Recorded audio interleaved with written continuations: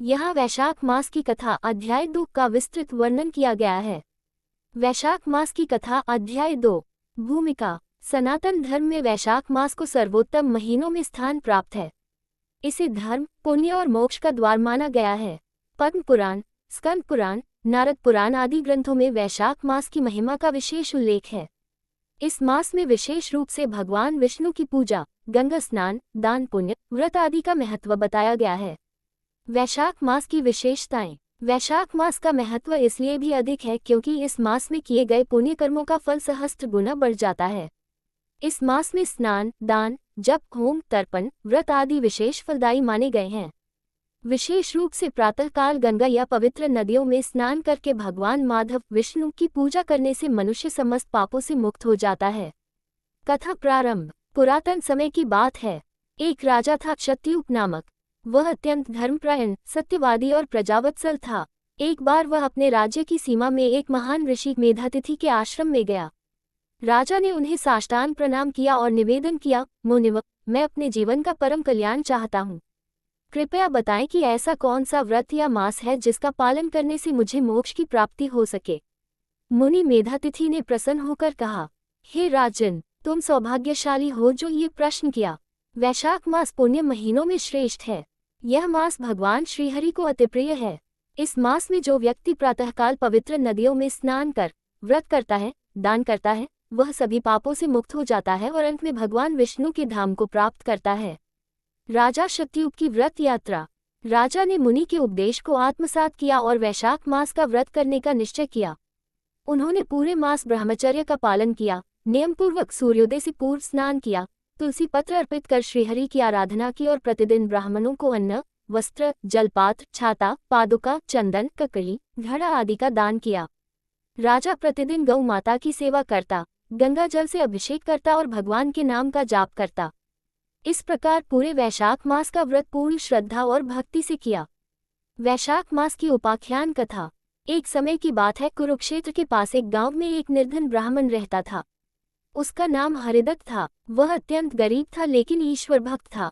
उसने मुनियों से वैशाख मास की महिमा सुनी और मन में ये संकल्प किया कि चाहे जैसे भी हो, वह इस मास का व्रत करेगा। वह प्रतिदिन प्रातः एक कुंड में स्नान करता, सूर्य को अर्घ्य देता और एक पेड़ के नीचे बैठकर भगवान विष्णु का ध्यान करता। उसके पास दान करने को कुछ भी नहीं था, फिर भी उसने एक दिन अपनी कमाई से एक लोटा जल और तुलसी पत्र लेकर भगवान को अर्पित किया। ये देखकर देवराज इंद्र और नारद मुनि आश्चर्यचकित हुए। नारद मुनि ने भगवान विष्णु से पूछा, प्रभु, ये हरिदत्त नामक ब्राह्मण अत्यंत दरिद्र है, परंतु इसके पूजन से आप इतने प्रसन्न क्यों हो रहे हैं? भगवान मुस्कुराए और बोले, हे नारद, इस ब्राह्मण ने अपनी संपूर्ण शक्ति और श्रद्धा से मुझे अर्पित किया है। यह एक लोटा जल और तुलसी पत्र मेरे लिए स्वर्णमंडित थाल से अधिक प्रिय है। वैशाख मास में श्रद्धा से किया गया छोटा सा भी प्रयास सहस्त्र यज्ञों के बराबर फलदायी होता है। वैशाख मास की व्रत विधि। स्नान। सूर्योदय से पूर्व पवित्र नदी, सरोवर या जलाशय में स्नान करें। गंगा स्नान का विशेष महत्व है। पूजन। स्नान के पश्चात भगवान विष्णु का ध्यान करें। उन्हें पीले फूल, चंदन, तुलसी, धूप, दीप आदि अर्पित करें। दान। ब्राह्मणों और जरूरतमंदों को जलपात्र, छाता, वस्त्र, अन्न, गुड़, नमक, घड़ा आदि का दान करें। उपवास। एक समय भोजन करें या उपवास रखें। व्रत का पालन पूरी निष्ठा और ब्रह्मचर्य के साथ करें। अक्षय तृतीया। इस दिन का विशेष महत्व है। इस दिन किया गया पुण्य अक्षय होता है।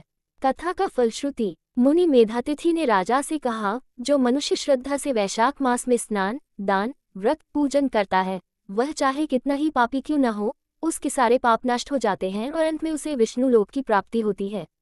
राजा सत्ययुग ने पूरी श्रद्धा से मास भर व्रत किया और जब उसका अंत समय आया तो भगवान विष्णु के दूत स्वर्ण रथ पर आकर उसे बैकुंठ लोक ले गए। आधुनिक संदर्भ में वैशाख मास।